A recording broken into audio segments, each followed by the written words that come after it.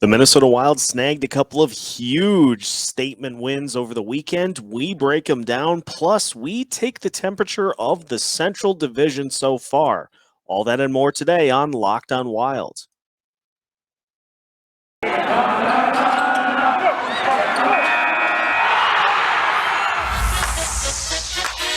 You're Locked on Wild, your daily podcast on the Minnesota Wild, part of the Locked On Podcast Network, your team every day.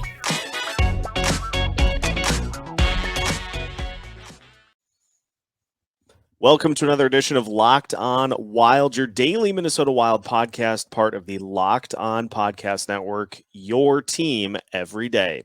Thank you for making Locked on Wild your first listen every day. And just as a reminder, we are free and available wherever you listen to podcasts.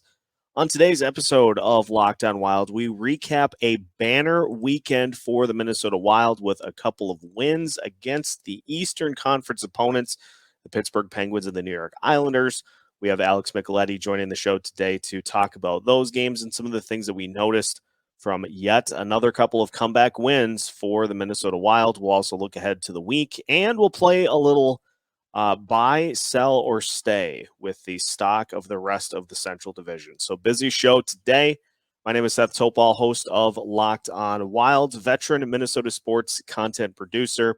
You can follow me here on Twitter at Seth Topes, and happy to have you along for a Monday edition. We are feeling all right on this Monday, and we are joined by Alex Micheletti today talking about the 8-3 Central Division leading Minnesota Wild. Alex, what's happening? Yeah, it was an amazing weekend for our Wild.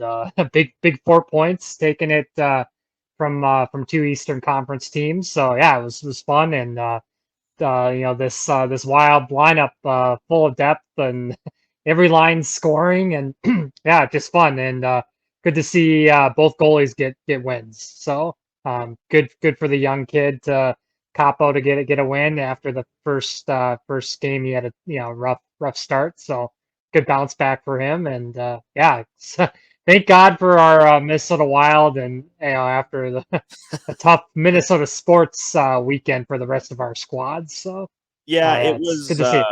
It was not a great weekend for Minnesota sports, but the Minnesota Wild are here to erase that.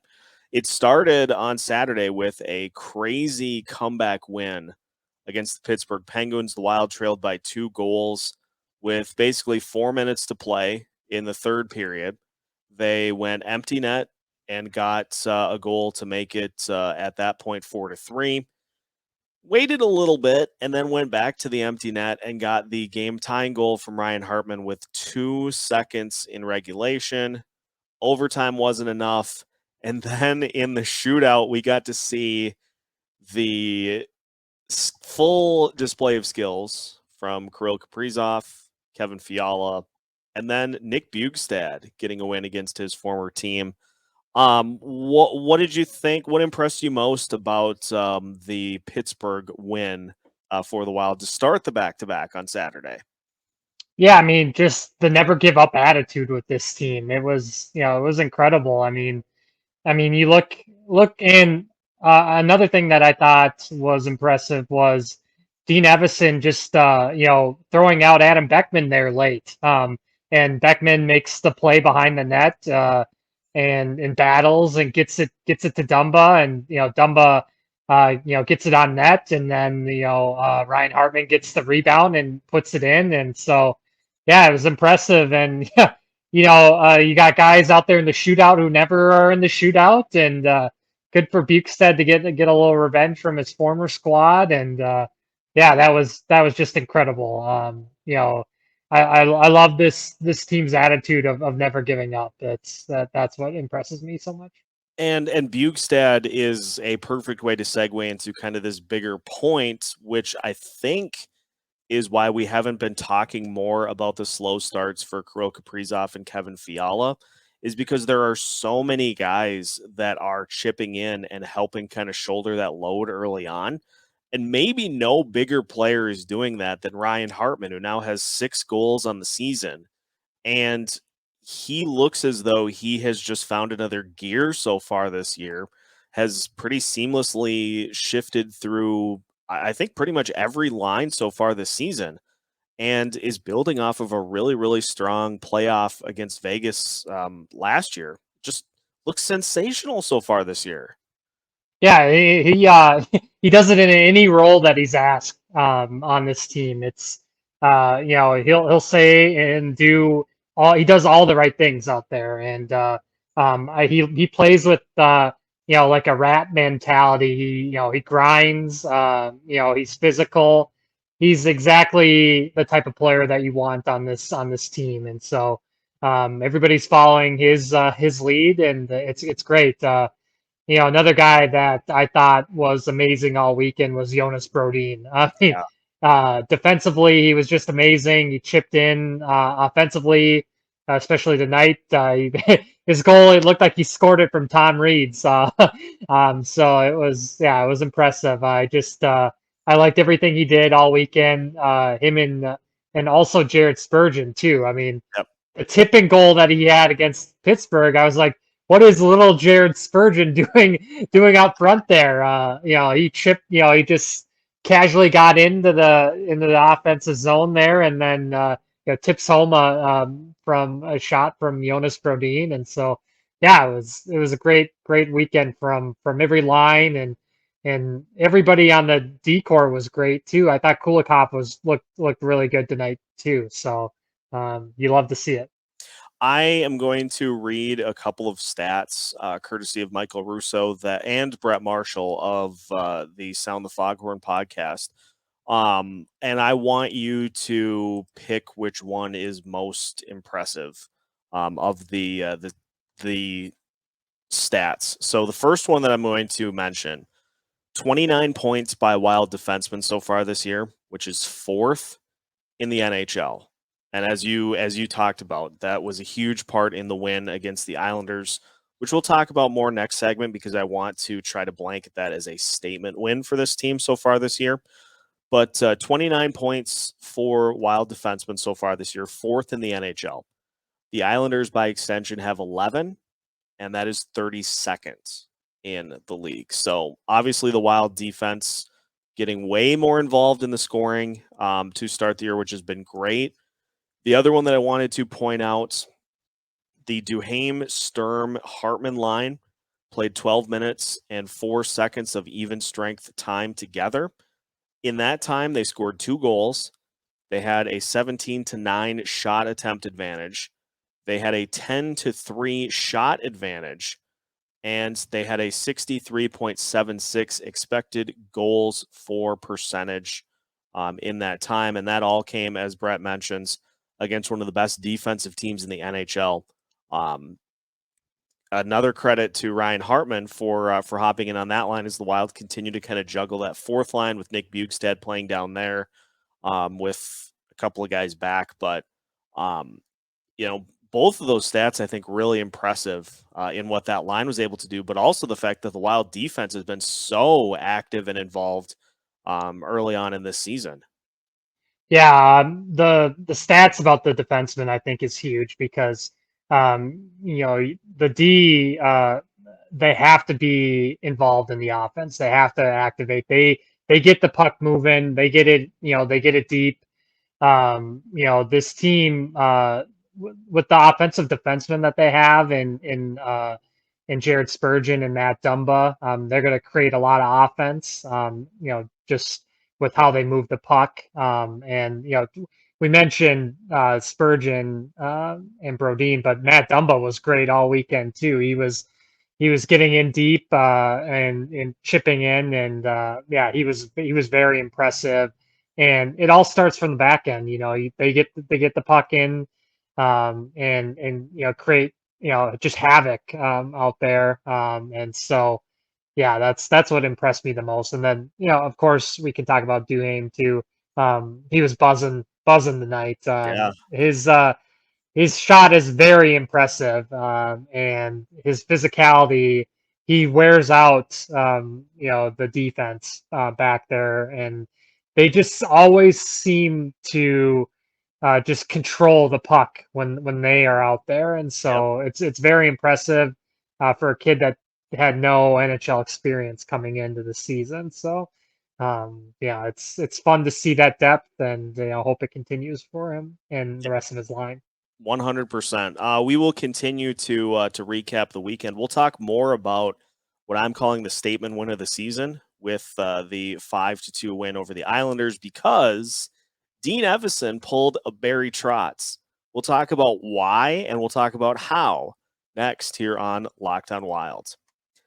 Does this sound familiar? You've got one device that lets you catch the game live, another that lets you stream your favorite shows. You're watching sports highlights on your phone, and you've got your neighbor's best friend's login for the good stuff. Well, I want to tell you about a simple way to get all of that entertainment you love without the hassle, and a great way to finally get your TV together. It's called DirecTV Stream, and it brings your favorite live TV and on-demand favorites together like never before, so you can watch your favorite shows, movies, sports, all in one place. That means no more juggling remotes and no need to buy another device ever again. The best part? There is no annual contract. So get rid of the clutter and the confusion and get your TV together with DirecTV Stream. You can learn more at directtv.com. That's directtv.com. Compatible device required. Content varies by package. Do you want an all-star team? You need an all-star hiring partner. You need Indeed.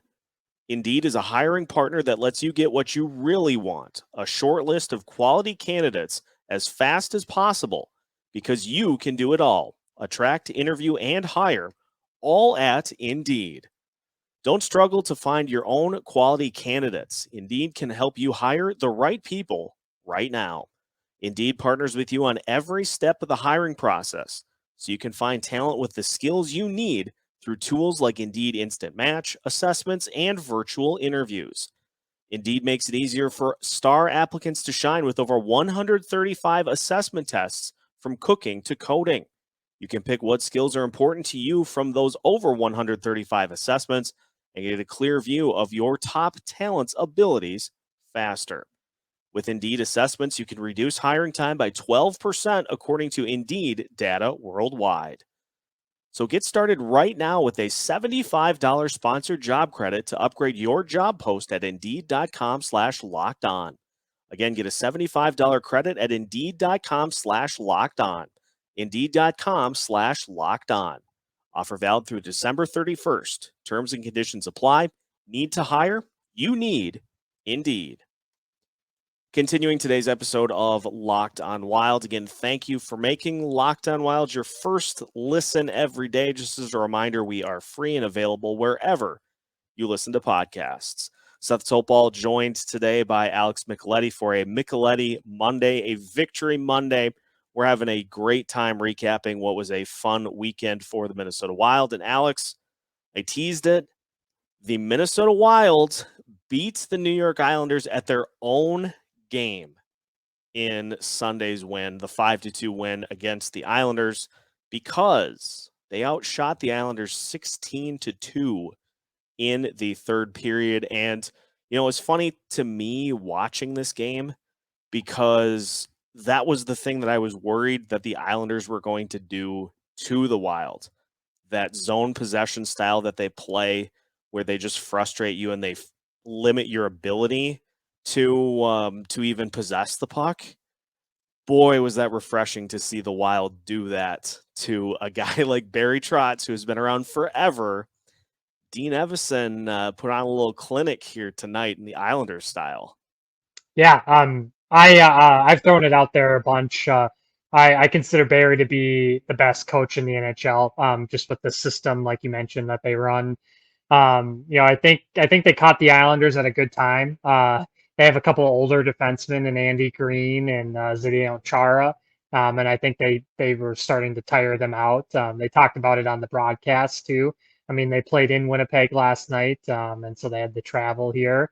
And so I just think the Wild really took it to them and used their speed and continued to wear out that decor. And yeah, it was just absolutely incredible. Great coaching by the Wild, and just yeah, very, very impressive to watch.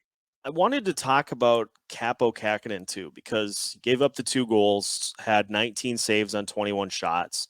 And I thought looked really good. And so something we've kind of tried to do all season so far is key in on and look at how the opponent scores their goals. And so first goal you give up to the Islanders on a delayed penalty with like 18 seconds left in the first period. Um a tough one to give up because there were 3 Wild defensemen right in front of the net, and Anders Lee just happened to look down and say, "Oh, the puck," and tapped it past Kaapo for that first goal. So that one, I think, you know, with the clear never happens, but or even just possessing the puck, it probably never happens. And a credit to the Islanders for making a play, but I don't necessarily put that one on Kaapo. Yeah, I mean, I don't think you put either goal on him tonight. Yep. That first one, I'm sure he wants back, but that's that's where Anders Lee lives. Right. He's just like Zach Parise. He's not a guy that is going to score that skill goal. He's not a Matt Barzell who's on his line. But yeah, he lives in front of the net, and he just rifled it in right off the rebound. It was a bam bam play. So that tough one to give up. But he didn't get down on himself, which is good because Right. the first game against Nashville, a couple of those goals he really let in some soft ones, and tonight I don't think either goal would you would be considered a soft goal. No, and he had some really, really nice saves. Like there were a couple of opportunities where the Islanders probably could have scored and just great saves. And then you have that just pure insanity save in the crease by Matt Dumba to somehow like kick the puck before it goes in. So a team effort, but a great bounce back for Kaapo, who needed, I think, a nice confidence boost after his Nashville start. And I mean, Talbot has taken most of the starts this year, so there haven't been a ton of opportunities, but stick tap for Kaapo for making the most of his tonight. Yeah, you could tell how much it meant to his teammates. They were patting him on his pads. A job well done, and a huge confidence boost. Because like we've talked about in previous episodes, they're gonna need him. Cam has continued to be the MVP. I'll keep on Yep. saying that, even above guys like Fiala and Kaprizov. It all starts from the back end, and you need Cam Talbot to be your MVP. And so you need a Robin to the Batman in the goaltending, and Capo's got to be there for 25 games maybe. And Yep. so keep Cam fresh and ready once playoff time rolls around. And so, yeah, this is huge. I think the Islanders are, even though right now they're lower in their division a little bit than where they would expect to be, I think they're one of the best teams in the Eastern Yep. Conference. And come playoff time, that's a team that you don't want to play. I tell people I think they're the Bemidji of the NHL because when they are rolling and they have a lead, they really start to shut things down. Now I think the Wild again caught them at a good time on a back to back. And I think Wes mentioned it on the broadcast. They were 5-0-2 in their last 7 games. So I mean they were a team that was hot coming into this, and so the Wild really took it to them and proved to the rest of the league that hey, we can take out top teams in either conference. So Yeah. yeah, big confidence boost for sure. Yeah, it's a great statement win for this team who now in 8 wins have completed 7 comebacks. They're leading the Central Division with 16 points. And, we're now through 11 games this season, and we still haven't really we've seen Kaprizov play much better recently, and Fiala continues to play well as well. Those guys are not going to not score the whole season. And when those guys get going, this team is going to be a problem. And so that's why I think that this was a statement win for this team against the Islanders, is because once all the pieces are clicking, this is a team that's capable of winning like 10 or 12 in a row and just distancing themselves from the rest of this division. Yeah, I mean, the most impressive thing to the start of this season has been the third and the fourth lines developing a scoring touch and Yep. carrying the load at times when the top end guys are, I wouldn't say struggling, but just quiet. Yeah. And so because they're getting chances, I mean, Kevin Fiala has just been so snake bitten, especially in that Ottawa game, and so. The goals are going to come. Everything that they're saying has been positive, which is great. No one's getting down on themselves, and Kirill looked good too tonight. He looked Yeah. lively. Didn't score, but even Zuccarello coming off COVID, not practicing much. He looked great tonight too. So the goals are going to come. I don't think Wild fans have anything to worry about the top end guys, and the No. way the decor is helping contribute offensively, that makes up for the top line not scoring at a pace that we would expect them to be at so far.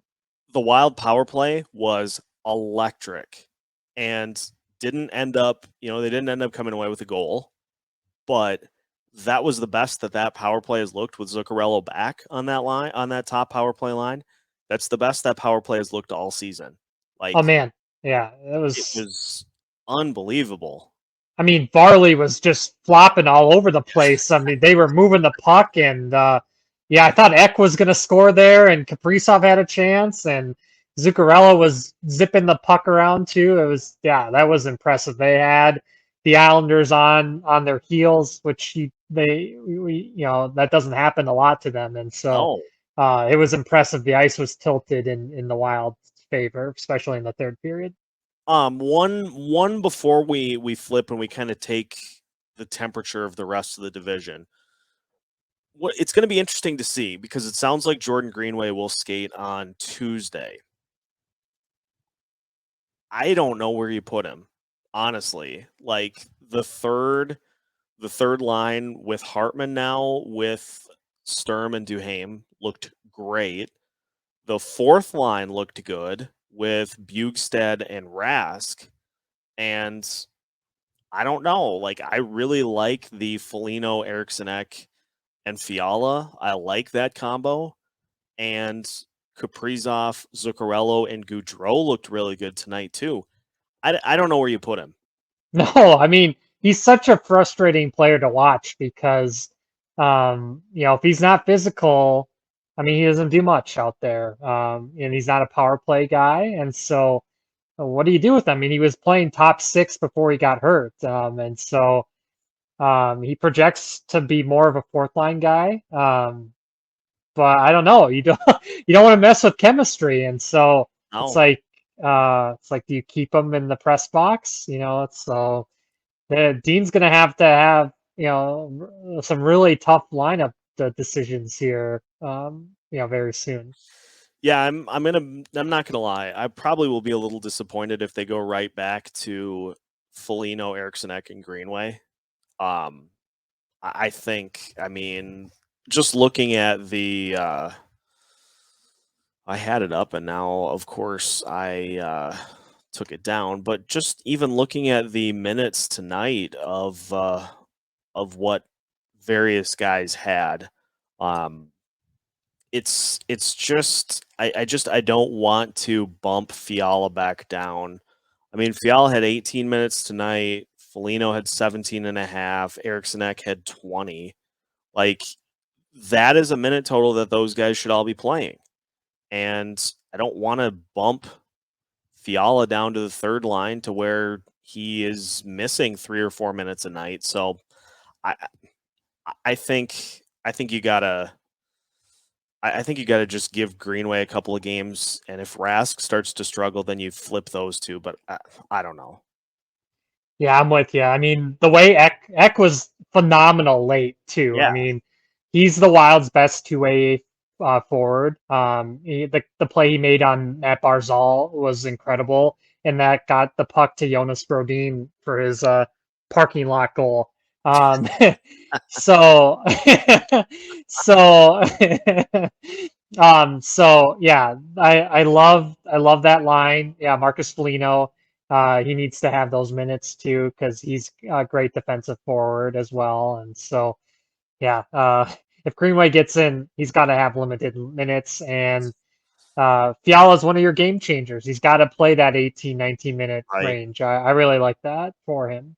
Yeah, I think the line combos are good. We just Mhm. gotta let them play out. Let's finish today with a little look at the rest of the division. We will take the temperature of the rest of the Central with buy, sell, or stay. We're buying, selling, or staying with Central Division team stock to finish things up on today's episode of Locked On Wild after this. Thanksgiving is right around the corner, and that means holiday baking season is here. It's full of all the good food and treats. But maybe instead of grabbing that delicious dessert, you can find something that tastes great but isn't so full of calories and sugar. It is the perfect time for Built Bars. Built Bar should be your new holiday dessert.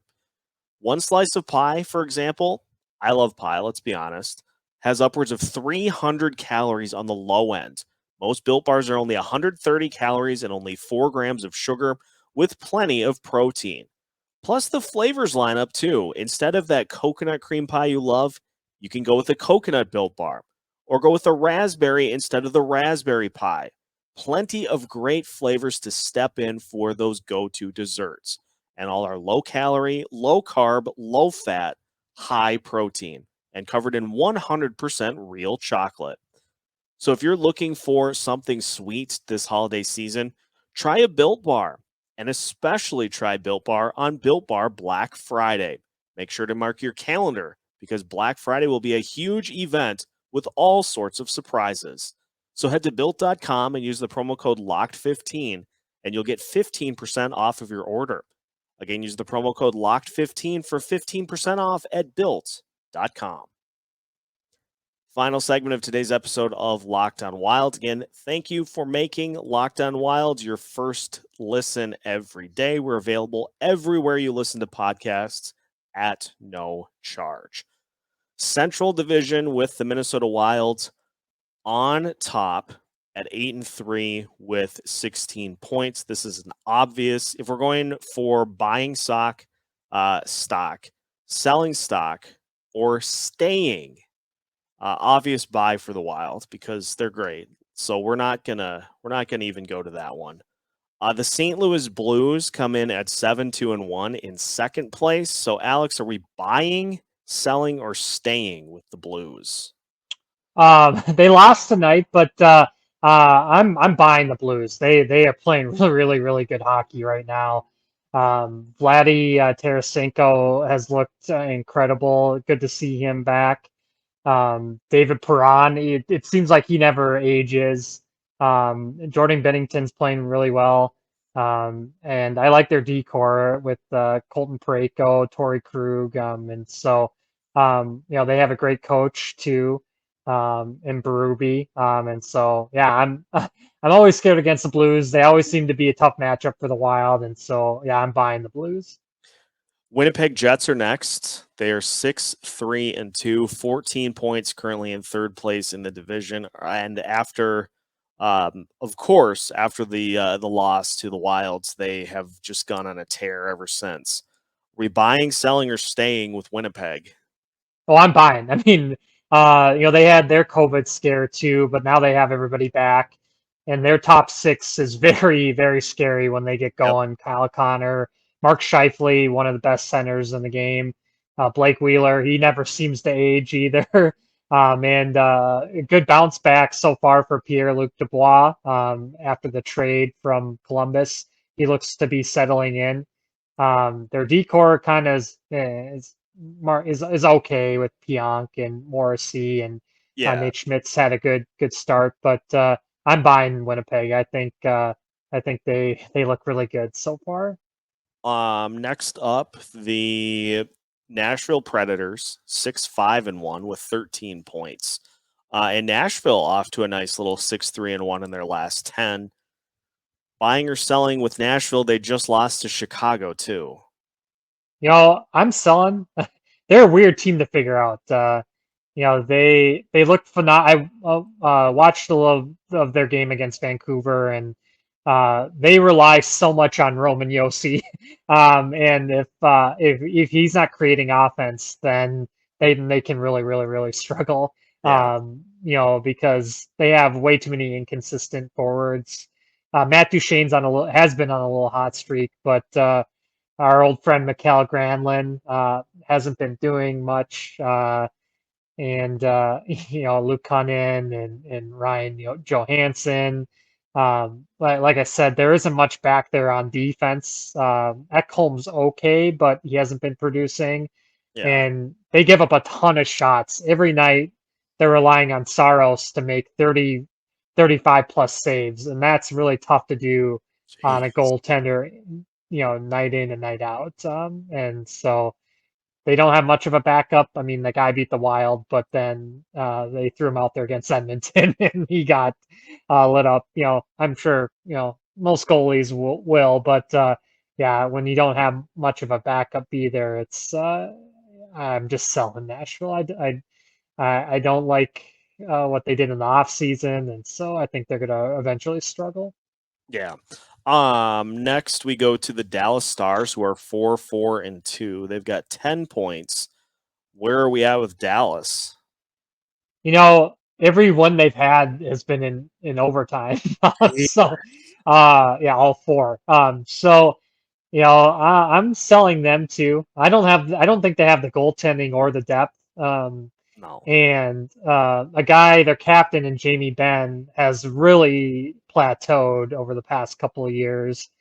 They're really relying on some older guys to try to contribute, and Joe Pavelski, um, you know, Alexander Radulov, and so Sagan's been okay, and so they rely on their defense again, another team to put in offense, and so yeah, I just don't think they have the depth, and their goaltending really shakes me. I don't really trust Holtby or our old friend Hudobin. They're another team that gives up Doby. They're another team that gives up a ton of shots, and so yeah, I don't trust Dallas one bit. Next, the Colorado Avalanche, who are 4-5-1 so far. I think I know which way I'm leaning here, but what do you think for the Avs? I'm buying. It's they're eventually going to get everything all together. Right. It's just, it's slow start for some of the guys, and injuries. They've hit the injury bug so much. And so once they get their full squad all squared away, watch out. I mean, you Yeah. saw what this Bo Byram kid can do when McCarr's out. It's scary. I mean, they have, I think, one of the most skilled decors in the National League, not Yeah. just Western Conference, but Eastern Conference too. They can skate, and it's all going to come down to Darcy Kemper. He's known, as we know here, to another old friend. He's known to have meltdown games, and Yep. so if he can keep it all together, then they can hang in there. They're they're just like Edmonton. They want to outscore and outrun and gun you.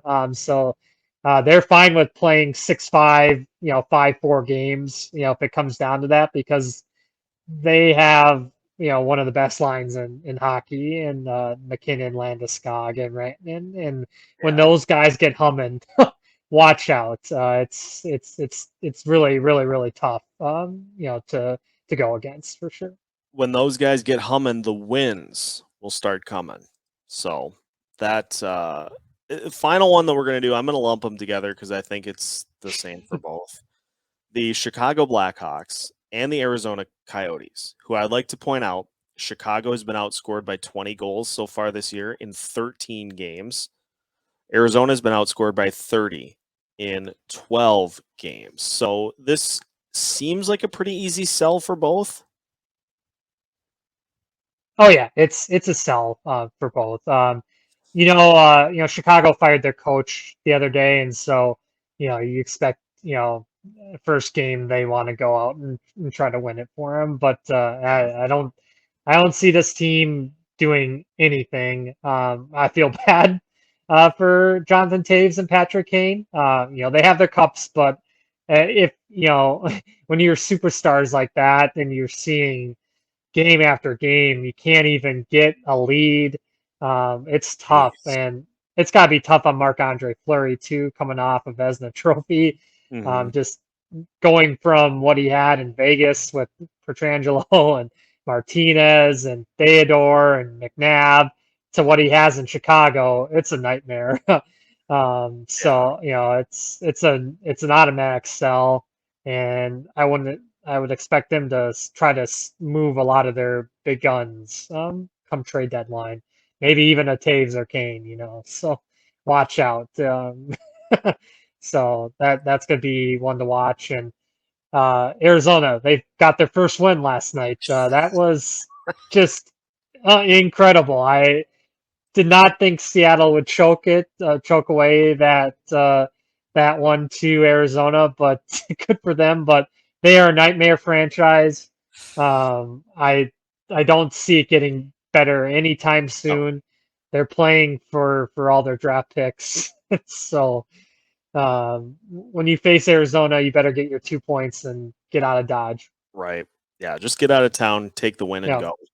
yeah. And so there you have it. Buy, sell, or stay for the Central Division after the first handful of games for every team. That will also conclude today's episode of Locked On Wild. So now that your first listen of the day is done, make sure to head to Locked On NHL to get a recap of everything that happened over the weekend. Crazy weekend of games, as is always the case. Make sure also to follow Locked On Wild wherever you listen to podcasts. All of our social media channels as well: Facebook, Twitter, Instagram, YouTube as well for video content throughout the week. You can follow Alex at Alex Micheletti on Twitter. And you can also follow me at Seth Topes. That does it for our Monday episode. You can find new episodes every Monday through Friday as part of the Locked On Podcast Network.